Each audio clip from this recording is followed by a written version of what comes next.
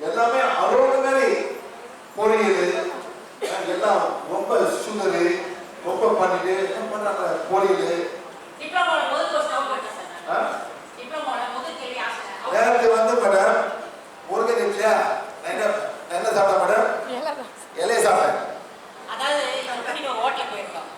சரிங்களா உப்புமா வச்சாங்க இது என்ன மேடம் சார் உப்புமான்னு இல்லை ஏதாவது காய்கறிக்கா வெறும் ரவை சரி பக்கத்தில் நின்றுருக்கோம் அந்த உப்புமாலாம் எடுத்து வச்சுட்டு இலையை வச்சு